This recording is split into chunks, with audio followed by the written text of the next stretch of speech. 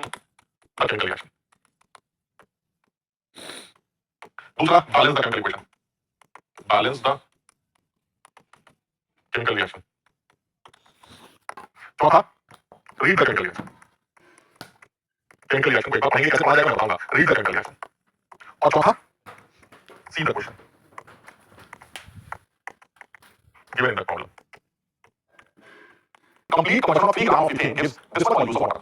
तो इसका मतलब है कि कोई रिएक्शन हो रही है और जिसमें वाटर बनना है और वो कंबशन की रिएक्शन है. सबसे पहले स्टेप क्या होना चाहिए? सबसे कंबशन की इक्वेशन लिखनी चाहिए इथेन की कंबशन की. इथेन क्या है? C2H6. तो सबसे पहले इथेन की कंबशन की इक्वेशन लिखी वो ये निकल जाएगा. ये इथेन की कंबशन की इक्वेशन. ठीक है, फर्स्ट स्टेप कंप्लीट हो गया. सेकंड स्टेप क्या है? Second step balancing. इसको बैलेंस करें. और पहले बताया आज मैं बता रहा हूं कि सबसे पहले हाइड्रोकार्बन या किसी भी इस तरह के लोग जिसमें कार्बन हाइड्रोजन ऑक्सीजन वगैरह एग्जिस्ट करते हैं उनको बैलेंस करने का तरीका है कार्बन पहले बैलेंस करो हाइड्रोजन फिर ऑक्सीजन को. तो कैसे करना है? सबसे पहले कार्बन देखते हैं यहां 2 है और यहां 1 है. तो सबसे पहले कार्बन बैलेंस कर लेते हैं यहां 2 है. ठीक, फिर उसके बाद हाइड्रोजन बैलेंस करते हैं यहां 6 है तो यहां 6 लाने के लिए 3 लाएंगे. चलिए भी हो जाएगा. और उसके बाद ऑक्सीजन बात करेंगे तो यहां 3 ऑक्सीजन है 4 ऑक्सीजन है 7 है यहां 7 लाने के लिए 7/2 करना है. सबसे पहले बैलेंस करके इक्वेशन ये मेरी केमिकल इक्वेशन बैलेंस करो. फिर इथेन 3 मोल वाटर बनाते हैं. हमें वाटर और इथेन का लिंक करना है तो हमने क्या बोला 1 mole ethane on reaction with 7/2 moles of O2 produces 2 moles of CO2 3 moles of H2. ये रिएक्शन करना है. यानी अगर 1 मोल इथेन लगाओ तो 3 मोल बनाएंगे. अब ये बताओ सवाल कितने मोल लाएंगे किसको डिपेंड करेगा. बाजार में इथेन कितनी मिली है सब 3 ग्राम में 3 लगाया 50 ग्राम में 50 लगाया तो बाजार में इथेन 3 ग्राम मिली. तो दैट मींस अगर 1 मोल लाते तो 3 मोल वाटर बनते. लेकिन तुम तो 3 ही ग्राम लाए. 3 ग्राम का मतलब कितने मोल हुआ? सर 3 ग्राम का मतलब अब तो मोल निकाल लेते हो. सर ग्राम से मोल निकालने के लिए मोल से डिवाइड करते हैं और इथेन का मोल होता है 12 24 36 यानी कि 3/30 यानी कितने मोल हो गए 0.1. यानी अब सवाल क्या कहता है? सवाल ये कहता है कि अगर 1 मोल इथेन लाओगे तो 3 मोल वाटर के बनेंगे. सही होगा 3 मोल H2. अगर आप 0.1 मोल लाएंगे तो क्या होगा सर? बाजार में 0.1 मोल है. बाजार में तो आपको 0.1 मोल है. तो अगर आप 0.1 मोल लाएंगे तो सर 0.3 मोल वाटर के बनेंगे. इसमें क्या सोचना है सर? 0.3 मोल वाटर खत्म. सही बात है. लेकिन हमें एक्चुअल से मॉलिक्यूल्स से तो आप बनाना नहीं है सर. एंटिटीज निकालेंगे और एटॉमिक नंबर से मल्टीप्लाई कर देते हैं और हमें एटॉमिक नंबर से जब मल्टीप्लाई करेंगे तो this will be 0.3 into 6.02 into 10^23. तो रफली कितना आ जाएगा? ये आ जाएगा 1.8 into 10^23. तो अगर आप आंसर 22 में है तो 22 में कैसे निकल जाएगा? 18 into 10^22. So the answer is 80. Clear है? प्रॉब्लम समझ रहा है. मैं 110 पर 1 को हटा दूंगा. मुझे पता नहीं होगा 110 पर 1 को हटा दे. लेकिन हटाने का क्या करना है? सर जब आप इनको हटाएंगे तो ये ऊपर वाला नंबर नीचे वाला बड़ा है. तो जो भी इनको हटाने से आंसर आएगा तो उससे बड़ा आंसर आएगा. यानी ऊपर 110 से नीचे करें तो ऊपर वाला नंबर नीचे वाला नंबर बड़ा है. काफी क्लोज है लेकिन ऊपर वाला बड़ा. तो जो भी इनको हटाने से आएगा तो उससे बड़ा ही आंसर नहीं होगा. एक्यूरेट. ठीक. तो मैंने दोनों पढ़ाया मैंने मान लिया 20 हटाओ. ठीक. और 3 को 63 से काट के आ गया 21. 21 into 4 हो गया आपका 84. तो आंसर 84 से सामने आएगा. सर 84 से ज्यादा बहुत ज्यादा आंसर है. ना इतना ज्यादा नहीं आएगा सर क्योंकि इन दोनों में ज्यादा नहीं है सर. आंसर 84 से बहुत ज्यादा आएगा. 84 से बहुत ज्यादा. इनको करना है. तो मैं जब पढ़ने लगा तो मैं ये चार्ट जरूर करता क्योंकि मुझे लगता है कि आपको करने की जरूरत नहीं थी. लेकिन ये काम आप करते हैं जब आपके ऑप्शन दूर हो. मान लो ऑप्शन 80 90 ऑप्शन 91 एक ऑप्शन 98 एक ऑप्शन 102. तो ऐसे ऑप्शन सारे क्लोज. अगर आपने उस टाइम पर इजी लगाने की कोशिश की तो हो सकता है आंसर गलत. ठीक है. तो इस तीन चीजों का सोच लेको कितना तो मान लेता हूं a मोल x मोल जो मान तो मान लेते हैं लेट SO2Cl2 a मोल. ठीक. SO2Cl2 a मोल. तो अब बताइए इस बैलेंस इक्वेशन को देखकर ये बात है कि SO2 कितने मोल होंगे? अगर SO2Cl2 बैलेंस इक्वेशन आपने देखी है उसके अकॉर्डिंगली अगर 1 मोल SO2Cl2 होगा तो SO2 होगा 1 मोल. और आगे करेगा आपको a मोल है तो फिर SO2 होगा b मोल. 1 मोल से 1 मोल बनता है तो a मोल से 1 मोल बनेगा. यानी H2SO कितना बनेगा? सर H2SO4 बनेगा a मोल. ठीक है. यानी हाइड्रोलिसिस से H2SO4 बनेगा a मोल. और सर HCl कितना बनेगा? चलो चेक करते हैं. 1 मोल SO2Cl2 से 2 मोल HCl बनते हैं. तो अगर a मोल लाओगे तो 2 मोल बनेंगे. यानी HCl कितने मोल बनेंगे? 2 मोल. सर आपके पता नहीं एसिड्स के ये मोल्स एक्सिस्ट कर रहे हैं और ये लोग एलिमेंट्स क्या करेंगे? तो इनके एलिमेंट्स क्या कर लेते हैं? तो H2SO4 के एलिमेंट्स क्या करेगा? और equation obviously sir NaOH4 + H2 acid base reaction से सॉल्ट वाटर बनेगा. और HCl एलिमेंट्स क्या करेगा? सर HCl भी NaOH से क्या करेगा? चलिए HCl एलिमेंट्स क्या करेगा? तो सॉल्ट बनेगा और वाटर बनेगा. ये वो रिएक्शंस हैं जो हमें पहले से पता है क्योंकि बहुत बेसिक रिएक्शन. ठीक. लेकिन अगर सर रिएक्शन लेंगे बात से बैलेंस करते हैं तो यहां बैलेंस कर लेते हैं. ये बैलेंस हो गया. नहीं जो रिएक्शन ऑलरेडी बैलेंस. अब बताइए H2SO4 कितने मोल आपने बनाया सर? a मोल. और इसके कितने मोल आए? 2 है. क्या मैं बता सकता हूं कि अगर मैं ये कहूं कि a मोल H2SO4 कितना एलिमेंट खाएगा? तो आपको बता सकता हूं कैसे? मेरी रिएक्शन कहती है कि a मोल H2SO4 2 मोल था तो a मोल 2 मोल है. यानी ये चीज क्लियर हो गई कि NaOH का जो खर्चा है इस रिएक्शन में NaOH का जो खर्चा वो 2 मोल होगा. बताइए सर आपको. और इस रिएक्शन में NaOH का खर्चा है वो भी 2 मोल होगा. क्यों? क्योंकि बैलेंस इक्वेशन के हिसाब से 1 मोल NaOH 1 मोल HCl से क्या करता? तो अगर HCl है सॉरी HCl 2 है तो NaOH भी 2 है. इसका मतलब सर ये इसीलिए 2 खर्च हो रहा है कि 1 मोल 2 मोल से क्या करता? तो a मोल 2 मोल से क्या करेगा? ये इसीलिए 2 मोल खर्च हो रहा है कि HCl 2 है इसलिए NaOH भी 2 है. यानी कुल मिलाकर देखा जाए तो टोटल NaOH कंज्यूम कितना आया? टोटल NaOH कंज्यूम मेरे हिसाब से आया H2SO4 से रिएक्ट करने में और HCl से रिएक्ट करने में कितना आया सर? 4. सर एक ये वाला 4 है. तो क्या निकाल बात कर रहा हूं 16 मोल खर्च हुए हैं 16 मोल. हमने कहा 16 खर्च हुए तो इसका मतलब ये वैल्यू 16 के बराबर है. इससे a की वैल्यू 4 आ गई. What was a? Sir a था मेरा SO2Cl2 के मोल और हमें यही निकालने थे. तो आंसर इज क्लियर. के साथ मिक्स किया जा रहा है. तो मैं अब इस तुम्हें लॉग ये कर नहीं सर. आप रिएक्शन में बताइए तो नाइट्रोजन को हाइड्रोजन से मिक्स नहीं कर पाते हो. इसमें क्या है? तो बचपन में सुनते चले आ रहे हैं भाई कि अमोनिया बनेगी और बैलेंस इक्वेशन का क्या है? ये सब रिएक्शन की बैलेंस करिए. अब बताइए करना. अब पढ़ लेते हैं. पढ़ना क्या है? सर ये एक चीज तो क्लियर है हाइड्रोजन एक्सेस में सर.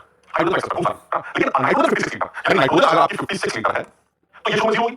शुरुआत करने की तो नहीं हो. फिर वो ये कह रहा है कि कुछ देर बाद हमें 20 लीटर अमोनिया बनकर नजर आई. 20 लीटर अमोनिया. तो देखिए ऐसा है अगर ये 56 है और ये 0 है तो थोड़ी देर बाद ये 56 में से कुछ घट जाएगी और ये एक्सेस इसके में से कुछ घटेगा कुछ फर्क नहीं पड़ता. और ये साथ कुछ बन जाएंगे कितने बनेंगे? अगर ये 1 खर्च होती है तो ये 2 बनती है. अगर ये 20 खर्च हुई तो ये 2 बनेगी. यानी कि नाइट्रोजन हमारा 56 था वो 0 फिर से कुछ कम हो गया ये कुछ बन गया. कम से बाहर निकला सही. तो बैलेंस इक्वेशन आती है 1 के घंटे से 2 बनते हैं. तो 2 के घंटे से 2 बन जाएंगे. क्या निकाल पाते हो? 2 ही होगा.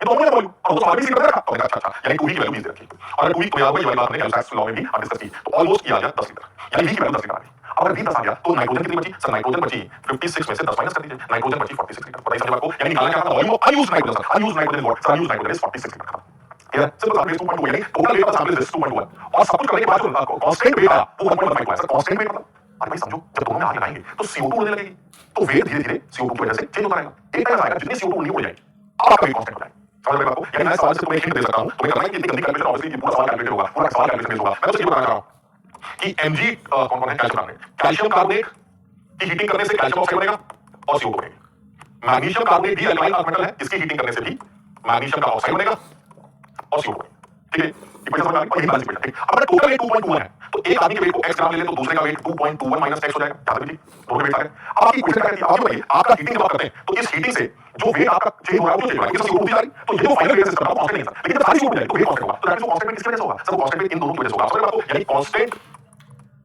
Wait will be due to residue जो बच गया गैस के बचने के बाद and that is weight of CaO plus weight of Mg यानी दोनों का जो टोटल वेट है वो है 1.152 तो क्या हम ये निकाल सकते हैं कि कैल्शियम कार्बोनेट के x ग्राम से कैल्शियम ऑक्साइड के कितने ग्राम बनेंगे तो ये तो आप करेंगे सर 1 मोल से 1 मोल बनता है तो x ग्राम से x ग्राम मतलब कितने मोल x by 100 अब mole mass of calcium carbonate is 100 तो इसका मतलब हुआ सर x by 100 से देखना समझना x by 100 मोल से x by 100 मोल बनेंगे कैल्शियम ऑक्साइड यानी कैल्शियम ऑक्साइड का वेट मोल आ गया 500 तो उसका वेट कितना आएगा तो उसका वेट आएगा into mole mass plus mole mass of calcium oxide is 56 plus अब मैग्नीशियम ऑक्साइड कैसे निकलेगा 1 मोल से 1 मोल बनेगा तो फिर इतने मोल से क्या ये वेट समझ कैसे समझ आएंगे 2.21 minus x upon magnesium carbonate 60 और 84 सर ये आ गए मोल्स ऑफ मैग्नीशियम कार्बोनेट तो एक मोल से एक मोल बताया इतने मोल से इतने मोल है मैग्नीशियम ऑक्साइड के लिए मोल है तो उसका वेट क्या होगा इनटू 24 और 16 इनटू 40 सर ये है मैग्नीशियम ऑक्साइड का वेट ये है कैल्शियम ऑक्साइड का वेट और ये टोटल आपको सवाल में दे रखा है 1.152 सर आप मेहनत करके x की वैल्यू निकाल लाइएगा और जैसे ही आपको x पता चलेगा आपको ये पता चल जाएगा दोनों लोगों की वैल्यूज यहां से आंसर आ जाएंगे खत्म लेकिन इस सवाल से थोड़ा मुश्किल से कि इसमें ये वाली गलती कैलकुलेशन है जिसको मैं सॉल्व करना है लेकिन फिर भी मैं यही बोलूंगा सवाल चल पाएंगे सवाल चल पूछ रहा है कैलकुलेशन आ रही है इसलिए कॉन्फिडेंस मजबूत रखोगे तो कैलकुलेशन गलत नहीं होगी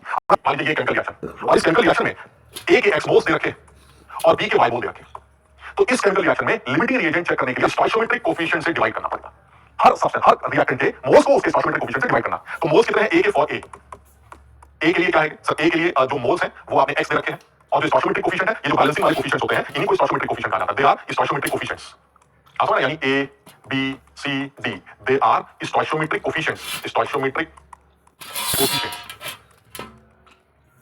इनको स्टोइचियोमेट्रिक कोएफिशिएंट कहा जाता है इसका मतलब ये हुआ कि जो भी सवाल में मोल रखे उनके मोल को उनके स्टोइचियोमेट्रिक कोएफिशिएंट से डिवाइड कर देंगे तो ये क्या जाएगा x अपॉन a और b के लिए क्या होगा और b तो b के लिए अगर आप ये काम करते हो तो this is y by b ये b के लिए हो गया मोल्स अपॉन स्टोइचियोमेट्रिक कोएफिशिएंट तो अगर मान लीजिए x by a की वैल्यू y by b से बड़ी यानी इन दोनों में जो वैल्यू छोटी है वही लिमिटिंग रेंज है समझ आपको यानी आपने सबसे पहले x by की वैल्यू निकाली y by की वैल्यू निकाली जो भी वैल्यू छोटी आ रही है वही आदमी आपका लिमिटिंग रेंज है समझ आया सर मुझे कैसे पता चलेगा कि क्या बनेगा अरे वो खुद बता रहा है कि बेरियम फॉस्फेट बनेगा हमें क्या पता चलेगा जब वो खुद ही कह रहा है कि Ba3PO4 होल ट्वाइस बना तो ऑब्वियसली दूसरा कौन है सर बेरियम ने फॉस्फेट को बना लिया तो सोडियम क्लोरीन को बना लेगा तो सर सोडियम क्लोराइड बन जाएगा ये आपकी डिस्प्लेसमेंट रिएक्शन होगी ठीक तो चलिए सर ऐसे में सेकंड स्टेप क्या बनता है तो सेकंड स्टेप तो बैलेंसिंग का बनता है और बैलेंसिंग कैसे की जाएगी साफ दिखते हैं सर यहाँ 3 बेरियम है तो सर यहाँ 3 बेरियम लगा दीजिए ठीक है अब जहां तक क्लोरीन 6 बनना है तो क्लोरीन को 6 लगा दीजिए और सर यहाँ पर सोडियम को 6 करने के लिए 2 Na लगा दीजिए ठीक है खत्म बैलेंस इक्वेशन सर ठीक है अब जब इक्वेशन बैलेंस हो गई तो क्या करेंगे सर बैलेंस होने के बाद आपने खुद ही बोल रखा है बेरियम क्लोराइड के 5 मोल है आपने खुद ही बताया बेरियम क्लोराइड के 5 मोल है बहुत अच्छा और सोडियम फॉस्फेट के 2 मोल है ये भी बहुत अच्छा तो अब आप मुझे बताइए जब दोनों लोगों के मोल्स पता है तो क्या कोने में जाके आपको लिमिटिंग एजेंट का पता नहीं चल जाएगा बिल्कुल पता चल जाएगा बेरियम क्लोराइड के लिए ये वैल्यू आएगी moles divided by stoichiometric coefficient और Na3PO4 के लिए आएगी moles divided by stoichiometric coefficient sir एक वैल्यू 5/3 है एक वैल्यू 2/2 है मोल्स को स्टोइचियोमेट्रिक कोएफिशिएंट से डिवाइड करना आउट करेगा खत्म हो जाएगी तो इसका मतलब ये हुआ सर ये वैल्यू हमारी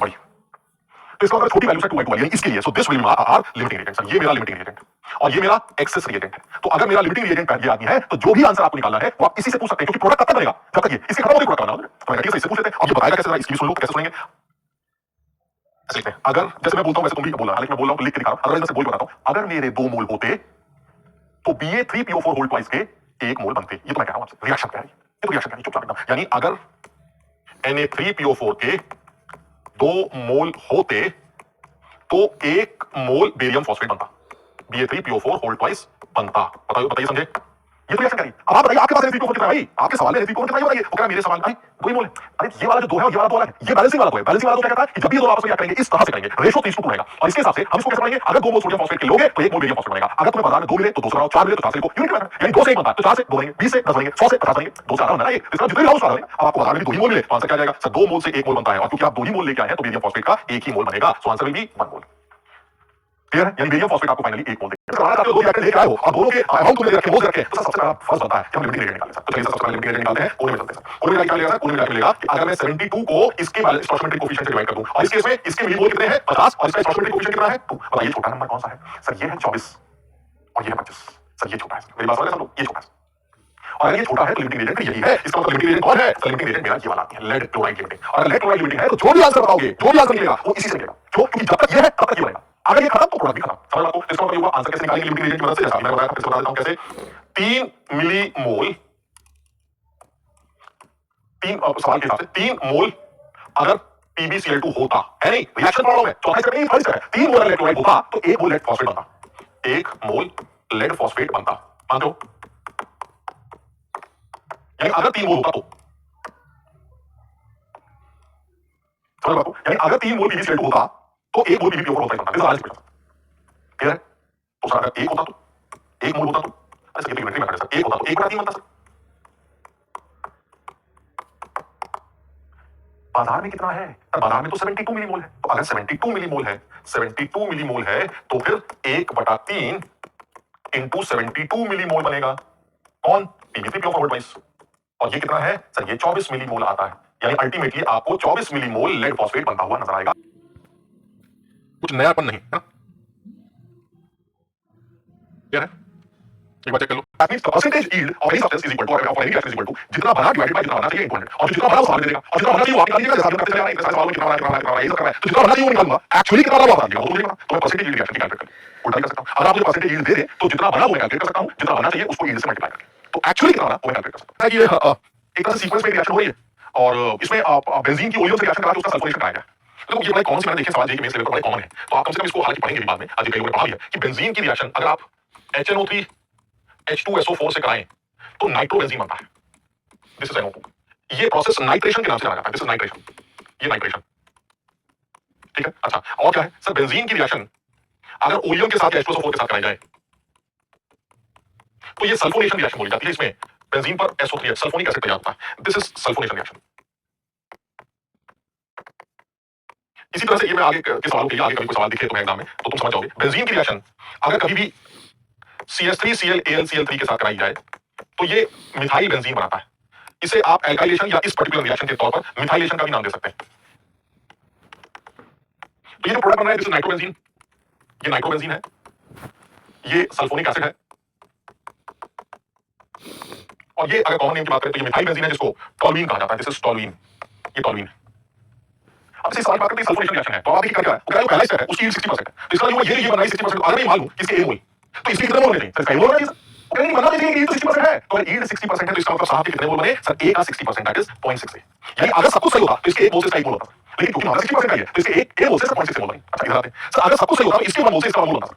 यानी इसके 0.6 से इसके भी 0.6 से यही बनते, लेकिन सर मामला गड़बड़ है सर। यील्ड 50% है तो इसका मतलब 0.6 की वजह से सिर्फ 0.3 यही बनेंगे। बताओ मुझे बात को। समझ में? बहुत सिंपल सवाल है। यानी एक मोल से एक मोल बनता, एक मोल से एक मोल बनते, लेकिन सिंस फर्स्ट रिएक्शन की यील्ड 60% है तो एक जगह 0.6 बनेगा। सेकंड रिएक्शन की बात करते हैं, एक मोल से एक मोल बनता तो 0.6 ए से 0.6 बनना चाहिए, लेकिन यील्ड क्योंकि 50% है तो 0.6 से कहां बना? 0.3। याद रखिए। अब बताइए ओवरऑल यील्ड क्या है सर? ओवरऑल यील्ड ये है कि ए मोल से फाइनली बना कितना? 0.3। सो द ओवरऑल यील्ड कितना आएगा सर? ओवरऑल यील्ड जो है परसेंटेज यील्ड ओवरऑल, अगर आप नेट यील्ड निकालना चाहते हैं तो बना कितना एक्चुअली 0.3 है, बनना कितना चाहिए? ए इंटू 100। सर आपको 30% नेट यील्ड देखने को मिल रही है। So the overall yield is only 30%। Benzene hide toluene बना रहे हैं तो साफ समझ आता है सर टॉलुइन के जितने मोल हैं उतने ही मोल बेंजीन हाइड बनने चाहिए। और टॉलुइन के मोल्स कितने हैं सर वो चेक कर लेते हैं। मोल्स टॉलुइन के कितने हैं? मोल्स ऑफ टॉलुइन वो दे रखे हैं 5/92। क्यों? क्योंकि टॉलुइन का मोलर मास 92 होता है। कैसे सर? बेंजीन 78 होता है, ये उसमें से एक यहां पर हाइड्रोजन हटा होगा तभी CH3 लगेगा। तो 77 में CH3 जुड़ गया यानी CH3 का मतलब 15, तो 77 में 15 हो गया 92। यानी टॉलुइन का मोलर मास 92 है तो उसके मोल्स आ जाएंगे 5/92। तो सर ऑब्वियसली सर बेंजीन के मोल्स 5/92 बनने चाहिए। Moles of benzene on theoretical, आप समझ बात को, थ्योरेटिकल कितने बनने चाहिए? 5/92 कितना बनना चाहिए? तो वेट कितना होना चाहिए सर? वेट निकाल लेते हैं। वेट कितना होना चाहिए? 5/92 into molar mass of benzene. वो कितना होगा सर? ये हिस्सा 77 है, ऊपर आ गया CHO में हो गया 12 और एक 13 और एक 16, तो 13 16 29 और 77 कितना होगा भाई? 9 7 16 1 106। यानी ये आ गया आपका 106। सर इतने इतना बनना चाहिए, वेट जो बनना चाहिए इतना बनना चाहिए। थ्योरेटिकल कितना बनना चाहिए? ये थ्योरेटिकल। वो कह रहे नहीं भाई यील्ड तो 92% है, तो हमने कहा ठीक है 92% बना दो। तो यानी एक्चुअली कितना बना? एक्चुअली बना 5/92 इनटू 106 उसका 92%, 92/100। ये है आपका ऑब्जर्व्ड। कितना आंसर आएगा सर? 92 से 92 कैंसिल हो गया और ये आ गया 5 × 106। सर ये हो गया आपका 530 और ये डिवाइडेड बाय 100 यानी 5.3। तो अगर आप 10⁻²के फॉर्म में लिखना चाहते हैं तो ये 530 होना चाहिए। रिएक्शन। तो इसका मतलब ये हुआ इन दोनों में जो लिमिटिंग रिएजेंट है, सबसे पहले रिएक्शन बैलेंस हो गई, इन दोनों में जो लिमिटिंग रिएजेंट है वो कौन होगा सर? इन दोनों में लिमिटिंग रिएजेंट N25 होगा। देखना moles upon stoichiometric coefficient, moles upon stoichiometric coefficient. तो N25 लिमिटिंग रिएजेंट, तो इसका 20 मोल रिएक्ट करेगा, लेकिन उसका 40% रिएक्ट कर रहा है, तो इसका मतलब ये हुआ सर 20 में से 40% मतलब 8 मोल, यानी N25 का 8 मोल रिएक्ट करेगा। क्लियर? अगर इसका 8 मोल रिएक्ट करेगा तो इसके कितने मोल बनेंगे? इसके कितने मोल बनेंगे सर? NO2 के 1 मोल से 2 मोल बनते हैं, तो 8 मोल अगर रिएक्ट करेगा तो NO2 के 16 मोल बनेंगे, यानी इसके 16 मोल बनेंगे। बताइए ठीक है? और ओजोन के 8 मोल बनेंगे, 1 मोल से 1 मोल तो 8 मोल से 8 मोल। 8 कहां से आया सर? अरे भाई 40% की तो रिएक्शन हो रही है, और अगर रिएक्शन से 40% हो रही है तो इसका मतलब ये हुआ कि N2O5 का 40% ही रिएक्ट करेगा, तो इसका मतलब 20 का 40% कितना होगा? 8, तो 8 मोल रिएक्ट कर जाएगा, बात बच जाएगा। अच्छा O2 कितना खर्च होगा सर? अगर इसका 1 मोल है तो इसका 1 मोल रिएक्ट करता है, तो अगर इसका 8 मोल रिएक्ट कर रहा है तो इसके 8 मोल खर्च होंगे, तो इसके बच कितने जाएंगे सर? 8 मोल अगर खर्च हो गए तो इसके 22 मोल लेफ्ट होंगे। अब ये सवाल तुम्हें अपने आप अपनी कॉपी में अपने हिसाब से करना पड़ेगा। यानी ऊपर NO2 बना 16 मोल और इधर O2 बना 22 मोल, और ओजोन कितना है? 8 मोल। ठीक है, नीचे आते हैं सर। जो NO2 है जो ऊपर बना वो नीचे आ जाएगा, यानी इसके 16 मोल है, और जो O2 ऊपर से नीचे बचा वो कितना है? 22 मोल। सर अब ये बताइए, अब नीचे वाली रिएक्शन का लिमिटिंग रिएजेंट कौन है सर? नीचे वाली रिएक्शन का लिमिटिंग रिएजेंट अभी NO2 है, और अगर ये लिमिटिंग है तो सर यही बताएगा कि आप O2 O3 कितना बना। तो सर अगर ध्यान से देखें तो सर ये रिएक्शन 50% है, तो इसका मतलब 16 मोल रिएक्ट करके सिर्फ 8 मोल रिएक्ट करेंगे, तो अगर इसके सिर्फ 8 मोल रिएक्ट करेंगे तो इसके कितने बचेंगे सर? इसके बचेंगे 22 माइनस 8 यानी कि 14 मोल। अपने आप समझना, तभी समझ में आएगा भाई, कॉपी पे अपने आप करना, खूबसूरत सवाल एकदम समझ रहे हैं? तो इसका मतलब ये हुआ सर इसके 14 मोल बचेंगे। अच्छा इस O3 के बनेंगे कितने मोल देख लेते हैं सर? 16 मोल से इसके 16 मोल बनेंगे, हाँ, लेकिन इसके तो 16 मोल रिएक्ट नहीं करते सर, 50% यानी 1 मोल रिएक्ट करते हैं, तो 1 मोल से अगर 1 मोल बनता है तो 8 मोल की रिएक्शन करने से O3 के 8 मोल बनेंगे। यानी अब अगर आपको ये पूछा जाए कि बर्तन में O2 O3 टोटल कितने, तो सर O2 ये नीले वाले 14 बचे, और O3 एक ये और एक पहले बन चुका है, यानी टोटल आंसर आएगा 14 प्लस 8 प्लस 8 30 मोल। यानी O2 और O3 के जो मोल्स का सम आएगा वो 30 मोल्स आएगा। बहुत खूबसूरत सवाल है, बहुत ही कम बच्चे सवाल